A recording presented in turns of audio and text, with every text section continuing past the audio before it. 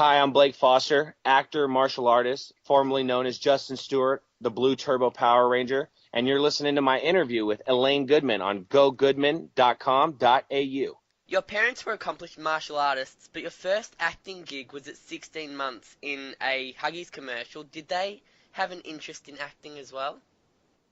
My parents? Yeah. Yeah, I think so. My mom's mom actually was an actress. So I think my mom always had some type of interest in acting. When did you start martial arts? I started taking karate when I was about 4 years old. I grew up in a karate studio. My mom was actually taking karate from Chuck Norris at Sherman Oaks Karate in Encino, California. And they would always take me, and I would obviously be in the playpen while they were taking class. So I basically grew up in a karate studio. I started taking classes at the age of 4. I started competing in tournaments at the age of 5. Wow, so by the age of 5 you had that kind of acting background and that karate martial arts background. So when you started to develop, walking, talking, playing games and things like that, did you have an interest in both martial arts and acting? I did. Uh, That's the only thing I really knew growing up. When I was not acting, I was in a karate studio. wow. And how long did it take you to develop other hobbies? I think karate was a good foundation to start me off as because it really set me in a direction where I could be very versatile with different types of sports. I'm a huge sports person. I love all sports. I play all sports, and I'm good at all sports. I think karate has a foundation with that because it teaches you hand and eye coordination. What would you say is your first love, acting or martial arts? First love, it's Yeah, going to have to go to martial arts. fair enough. Now you began your acting. You began working as an actor in '93, and around that time, Macaulay Culkin was the big child star in the industry. Did you take much interest in his journey? Oh yeah, I was a huge fan of all the Home Alones that he did. Richie Rich. I think he laid a good. I think he just laid it down for all young actors that wanted to grow up and become some type of famous actor. And everybody saw each other. I mean, I always saw him on auditions, and everybody would always see him on auditions because he was out at pretty much every audition. That's why he was working so much. Did you ever get to talk to him? Was he kind of like a I guess, a quote unquote celebrity kind of person, or? Yeah, he was. I never got a chance to speak with him. He would always just come in, and So I remember one time he didn't even wait. Like when you go into an audition room, you sign in with your name, and then they sit you down and they call you in. He didn't even wait around. They just called him in immediately. Yeah. So what was your impression of him? Like I said, I thought he was a great actor. His dad was a jerk, but he was a great actor. And you were a fan of Power Rangers since you were quite young as well, probably almost from the start. In hindsight, what did you, as a fan, think of all the hype surrounding the show? As far as when my character joined the show, No, as far as from the very beginning, because just from the very beginning, you would have grown up watching okay. it.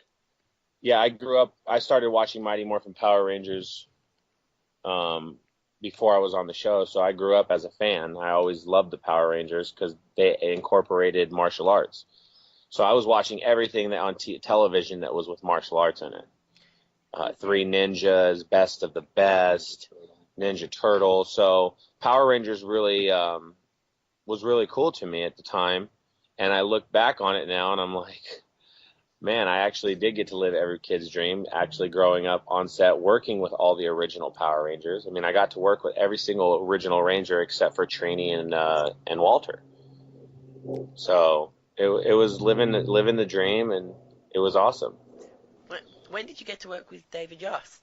Actually, no, I didn't get to work with David Yost. That was another one. So I didn't work with those three Rangers, but I worked with Amy Jo, Jason, Austin St. John, um, all in the Turbo movie. So Yeah, so by the hype, I mean like I've spoken to quite a few of the original Mighty Morphin Power Ranger actors, and they couldn't believe how big it actually was. Like it was pretty much an overnight hit. Did you experience that as a 7, 8, 9-year-old? Did you kind of see how big it was getting, or was it just a show to you? No, because I was just too focused on the show. I was a kid, and I was working on other things at the time too. So it wasn't like I was over infatuated with it just because I loved it. I was too much into the show to look at other aspects of it.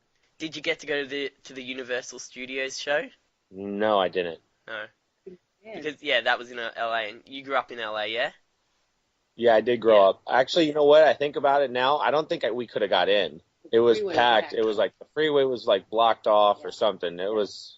In in 1995, you worked on a movie with Christopher Reeve. As a 10-year-old, did you get starstruck? Did you know that he was Superman, like 10 Yes, years I did. earlier? Yeah, I was more starstruck with Kim Cattrall though. Fair enough. Good That move. movie actually was one of my favorite movies to work on. I worked with a lot of huge celebrities in that movie. Joe Montana, William H. Macy. So there's a lot of big celebrities that I did work with on that film, and that if anybody ever saw that film, they would agree with me that that's just an awesome plot that they had, an awesome film that they produced. Steve Shatner produced that, directed that, and it was a really great film. And it sucks because Christopher Reeve played a paraplegic in the film.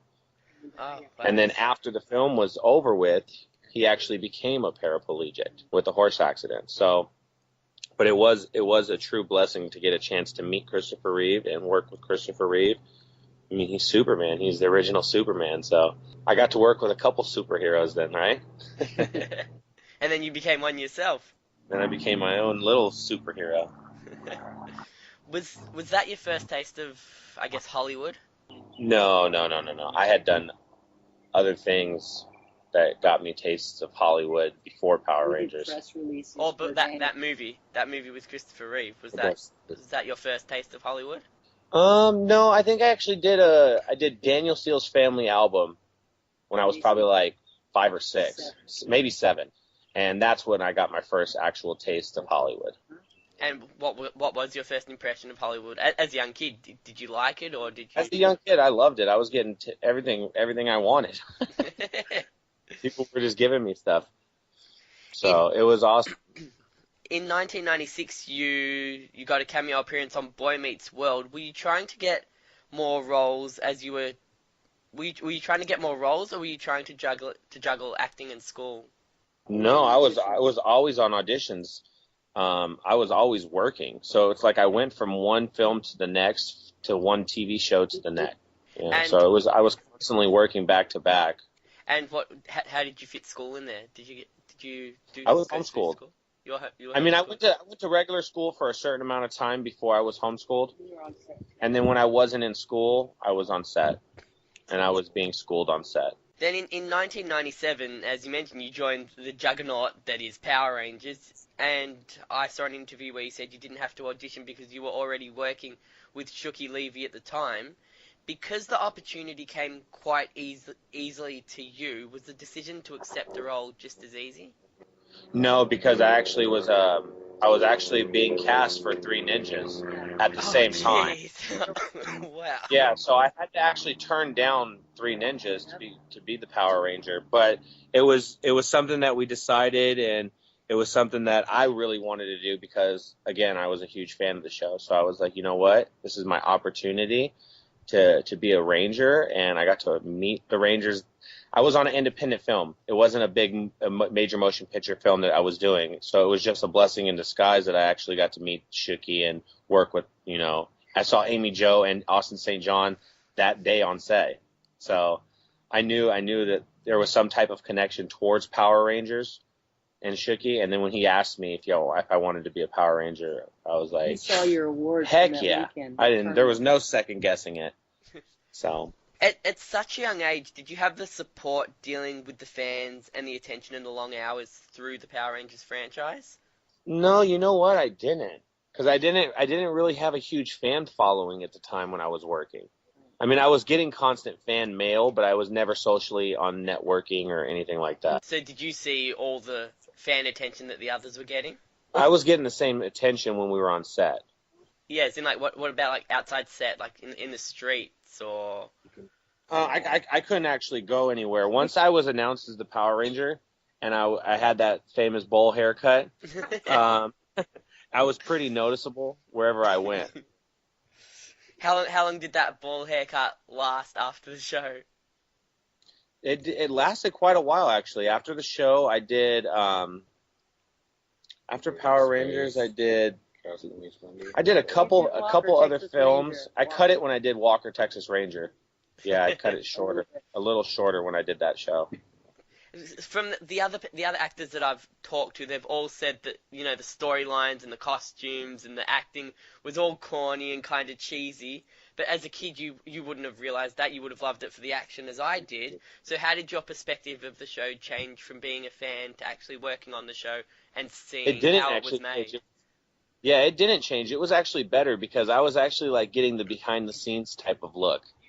I was like more into it. So like they were showing me stuff and I was like, wow, that's how that really works, huh? So I was actually getting the scope behind all the stuff and it was pretty interesting. I enjoyed every single moment of it. There was never a dull moment for me where I was like, oh, I'm bored of this or anything like that because I was such a huge fan of the show. Halfway through Turbo, the cast changed. The other four cast members changed. I can't ask you, obviously, which cast you like better, but which cast did you build a stronger bond with, or was it a mixture of both? Did you get along with the first cast or the second cast better? What was the difference between I them? I originally honestly have to say the first cast. I mean, I grew a bond with them that was so strong. I worked with them for a way longer period of time than I worked with the second cast. The movie was really crucial because we filmed for so long. I was with them every single day, no matter where we were. So, and that's, and it's not to sound negative towards the second cast, but I was a huge fan of Jason David Frank. I was a huge fan of, Johnny Bosch. So it wasn't like, I don't know, I guess I looked more to them up like big brothers. The second cast was kind of looking up to me, you know? Because I was already the veteran. I was already working on set, and I got the chance to actually show them the things that they needed to know, how to actually get to the set, how to actually get to their point on their mark. Some of them didn't do martial arts, and I was a black belt, so I was helping them with their martial arts at sometimes. So what did they get cast for if they hadn't had that martial arts background? I guess they're great looks. um, and then once they got cast, they were showed what to do. They actually had stunt guys that are black belts. Yes. So how long did it take you and the second cast to kind of build that bond you need to make it seem realistic on camera? I mean, it was more or less the day that the first cast left when we were doing Passing of the Torch. They left, and I never saw them again. So, Never saw them I again. never saw them again. I would have to say it took me a couple weeks to get comfortable with the second cast, as well as them to get comfortable with me. I mean, they were working with a 12-year-old kid. They were probably thinking the same thing, like, what the heck is going on here? I look back on it now, and I'm like, that was kind of corny to have a kid as a Power Ranger, going through the levels. But I see why they did that is to grow their fan base. Have a kid on the show, bring some type of audience that are like, what if a kid can be a Power Ranger? That'll relate to every other single kid out there. Then I could be a Power Ranger. After your stint on Power Rangers, you had a couple of cameos in Walker Texas Ranger and the Brady Bunch. Is the passion Mhm. for acting still there? You're still quite young. Is there another direction you want to go in? No, the passion is always going to be there. It's just difficult nowadays, as opposed to when it was back in the days when I was going on auditions. Nowadays, it's a lot more difficult. There's I guess my category for what I could go out on is limited. I do have a lot of tattoos now and stuff, but it doesn't stop me from doing it. I still do have an agent. I still do go on auditions, but my passion is martial arts. And that's where it's always going to be. So. I just think if I go back to the foundation of training every day and teaching students and training and teaching and, go back to that method, like how it was when I was a kid, then auditions would come a lot easier for me. Do when you meet casting directors, do they ever look back on your history, see Power Rangers, and Oh yeah. make an immediate judgment? I don't know as far as immediate judgment, but I know that they look back on it and they're like, wow, you have a pretty extensive resume. You've done a lot of work. You worked with a lot of famous people, you know. So I do think that, but I don't think they base their decision off of my acting with what I've done in the past. So Power Rangers now, 10, 12 years on, has no impact on on your kind of career. You haven't been No, stereotyped as a martial arts superhero. not yet. Not yet. Not yet. I mean, maybe if I was still a kid, you know, but I look so much different now. Everybody's like, wow, that was really you? I mean, I do these shows, you know, conventions and stuff, and I sit there and I get a chance to talk and interact with all my fans, and a lot of them don't even remember me or don't even recognize me. When did you stop getting recognized as Justin? I think once I cut the haircut, because I moved on to other things. Probably when So you were like 16. maybe when I was like 17. 17, I think. 17. So even 5 years later, as you were growing taller, you're probably now like what, 6 foot, 6'2". I don't know if I was growing taller. No. I think that just happened recently. No. But people knew me, no matter. I mean, I've pretty much grew up in Los Angeles, so I'm pretty well known out here. A lot of people know if they're talking about Blake, they're talking about the Blue Power Ranger Blake. When did you become aware of the convention circuit? I started. My first convention was 2009. What did you think before that? Did you think that Power Rangers was still a powerful force, or? You know, I had no idea.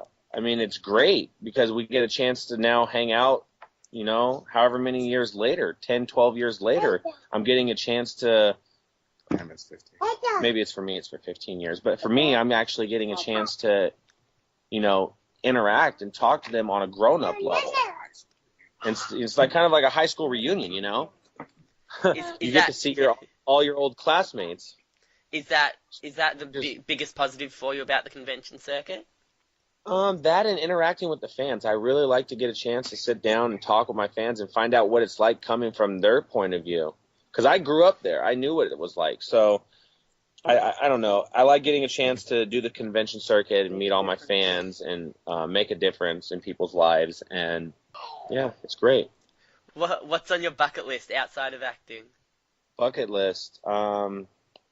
Well, I recently had tore my meniscus in my leg, so it kind of gave me a backfall right now. I haven't really been able to do anything other than gym and work. So what I'm really focusing on here in the next upcoming year is I'm going to test for my 4th degree black belt. I'm going to go for it.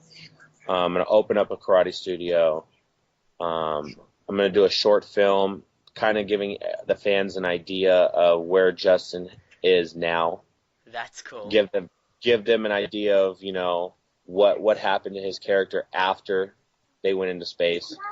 I do have friends. Is that through Saban, or is that independent? No, that's going to be through my friends. It's something that we're just going to put together. It's not going to have any links to anything Power Ranger related, but the fans will have the idea of what it is. Yep. Okay. Yeah. Go on. What else? And then, you know, obviously open up a martial arts dojo, and, you know, just taking my path down that road back on the foundation where martial arts supplied stability for myself. And before we get into some fan questions, what are your social media links? Where can people find you? They can find me on Instagram, Twitter, and Facebook at Blake A. Foster. My fan like page is BlakeAFoster.7. Blake.A. Oh, Blake.A.Foster.7. So Okay. confusing. Why 7? If you find them on one, you'll find them on all of them. But yeah, Instagram, Twitter, Blake A. Foster. Why 7 for Facebook? I don't know. Because the other one. Why the dots? Because you have, you know, some links are taken, so you just have to. They'll suggest. So here, stuff let me like just maybe give you 7. let me give you that as an audio again, so that way you can just use it. So it's Blake.A.Foster.7. So now some fan questions from all over the world, which is kind of cool. So from Torsten, and he's from Adelaide, if you were to be approached to come back for a season of Power Rangers, which theme would you prefer to be a part of? I get that so much, and I would love to come back to Power Rangers. I mean, I could do any episode, any show as a mentor, as a as Justin, as an evil ranger, as anything. Just put me in a spandex suit and let me show my martial arts. You can still pull off the spandex. I've seen you on social media. You can still pull Oh off the yeah, spandex. yeah. I actually got a suit made for myself now that I'm a little bit bigger, and the fans love it. I get to pose at some of these conventions and do in-suit photos, and they love it. So Tristan from Queensland, from Toowoomba, Queensland, in Australia as well, up north. How did it feel to achieve every kid's dream at the time to become a Power Ranger? You mentioned that a little bit earlier. yeah, it was a true blessing in disguise, really what it was to be part of such huge fan base and fan following, and the show is tremendously huge. It just went on their 20th anniversary. They continue to come out with great episodes, and they continue to come out with great things for Power Rangers. So who knows what the future holds? But for me, I will actually honestly be able to say that I love Power Rangers still to this day. Aaron from Los Angeles wants to know, will you be attending a convention in the Los Angeles area anytime soon? We do Power Morphicon out here in Pasadena, California. Stanley's Kamikaze. I've done some LA shows. I'm gonna do Fresno, California. I'll be up in Fresno, California. San Diego. If there's a good show out in Los Angeles that I need to know about, Aaron, I mean, I hope that wasn't Aaron. It was not me that asked that. Tell him, Elaine, it wasn't me that asked that. No, it wasn't. It was. Yeah, no, it definitely wasn't. It definitely wasn't Aaron Coney. Okay. Unless he's under a Hispanic surname I on don't Facebook. have time for that. Shane from South Penrith in Australia wants to know, what were your favourite moments working on the series, and what was your favourite episode of Turbo? My favorite episode of Turbo was Little Strongman, where it was based around my character getting bit by an ant and I got superpowers. So I got to work with a lot of rope work on set. That was one of my favorite episodes. What was the other question? What were your favorite moments on set? Favorite moments on set. This is something that nobody's actually heard. I've been holding this in, and I'm going to let you know about it. So one day on set, Jason Frank comes up to me, and he says, "You want to go for a ride in my convertible BMW?" And I was like, "Sure, let's do this." So we went on our lunch break, and I had no idea where he was taking me. We're driving, he's driving fast, and I'm loving it. We have the top down, and he had a little BMW Z3. And he takes me to a mall in Santa Clarita, California, where we filmed Power Rangers. And it was my first time walking up to the mall where the movie theater was, and I got to see the poster of Turbo, a Power Rangers movie, coming soon. And that was actually a pretty cool day because, like I said, I grew up watching Power Rangers. Jason Frank was a huge influence on the show. For me, just to be able to sit as a 12-year-old in his passenger seat driving to the mall, it was a great day for me. So I think that that's something that the fans will like. They've never heard that story, and yeah.